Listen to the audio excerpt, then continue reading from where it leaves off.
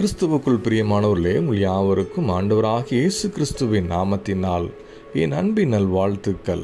ஏசாயா 59 அதிகாரம் 1 வசனம் இப்படியாக சொல்கிறது: இதோ ரட்சிக்கக்கூடாதபடிக்கு கர்த்தருடைய கை குறுகி போவதும் இல்லை, கேட்கக்கூடாதபடிக்கு அவருடைய செவி மந்தமாகவும் இல்லை. நம்மை ஆசீர்வதிக்கிற தேவனாகிய கர்த்தருடைய கரம் ஒருபோதும் குறுகி போவதும் இல்லை. நம்முடைய விண்ணப்பத்துக்கும் ஜெபத்துக்கும் நம்முடைய வேண்டுதலுக்கும் அவருடைய செவிகள் எப்பொழுதுமே திறந்திருக்கிறது என்று சொல்லி வேதம் நமக்கு உறுதிப்படுத்துகிறது. ஆனாலும் நம்ம அநேகருக்கு ஒரு பெரிய கேள்வி: இவ்வளோ வருஷமாக ஜெபித்தோம், இவ்வளோ கண்ணீர் வடித்தோம், இவ்வளோ உபவாசம் இருந்தோம், என் வீட்டுக்கு ஏன் ரட்சிப்பு வரல? ஏன் குடும்பத்தில் இந்த பிரச்சனை?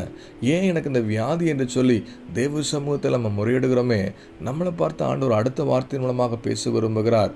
நம்முடைய அக்கிரமங்களே தேவனுக்கு நமக்கு இடையில் பிரிவினை உண்டாக்குறது என்றும், நம்முடைய பாவங்களே அவர் செவி கொடுக்க கூடாதபடிக்கு அவருடைய முகத்தை நமக்கு மறைக்கப்பட்டிருக்கிறது என்பதையும் வேதவசனம் சுட்டி காண்பிக்கிறது. அவர் விரும்புகிற பரிசுத்தத்தோடு கூட அவரை ஆராதிக்கிறவர்களாக, அவரை தேடுகிறவர்களாக, அவரிடத்தில் வேண்டிக் கொள்ளுகிறவர்களாக மாறும் பொழுது நம்முடைய செபத்துக்கும் பதில் வரும். கர்த்தருடைய கரம் குறுகி போகாதபடிக்கு நம்ம ஆசீர்வதிக்கும் என்பதில் எந்த மாற்றமே இல்லை. வேதாகமத்தில் சகையுடைய வாழ்க்கை நீங்கள் ஆராய்ந்து பார்ப்பீங்கன்னா, கர்த்தரை தேடி போன வாழ்க்கையில் ரட்சிப்பு வந்து காரணம் தெரியுமா? தன் இருதயத்தில் இயேசுவுக்கு இடம் கொடுத்தான். தன் குடும்பத்தில் இயேசு வசிப்பதற்கு ஏற்ற இடமாக அவன் மாற்றினான். கர்த்தருக்கு பிரியமான காரியங்களை செய்ய தன்னை அர்ப்பணித்ததுனால அந்த வீட்டுக்கு ரட்சிப்பு வந்தது. கர்த்தர் அவனையும் குடும்பத்தை ஆசீர்வதித்து அவனை கர்த்தர் குறுகி போகாதபடிக்கு பெருக பண்ணினார்.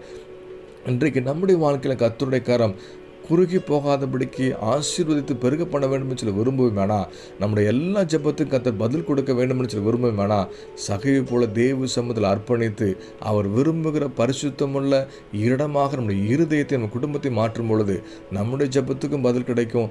தேவன் நம்மை ஆசீர்வதி கனப்படுத்துவார். இந்த வார்த்தையின்படி தேவன் நம்மை ஆசீர்வதிப்பதற்கு ஆண்டவரை என்னை பரிசுத்தப்படுத்துங்கன்னு சொல்லி தேவ சமூகத்தில் ஒப்பு கொடுத்து நம்ம ஜெபிப்போமா?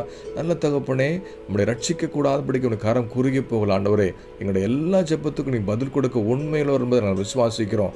அதற்கு ஏற்ற இடமாக எங்களுடைய இருதயத்தையும் எங்களுடைய குடும்பத்தையும் கர்த்தர் மாற்றும்படியாக உங்கள் கரத்தில் ஒப்புக் கொடுக்குறோம். உங்களுக்கு பிரியமான எல்லா காரியத்தையும் இந்த நாள் எடுத்து போட்டு நீர் எங்களை ஆசீர்வதிக்கிற அன்புக்கு நன்றி செலுத்துகிறோம். இந்த வார்த்தையின்படி கர்த்தர் எங்களை ஆசீர்வதி கனப்படுத்த போகிற அன்புக்கு நன்றி அப்பா.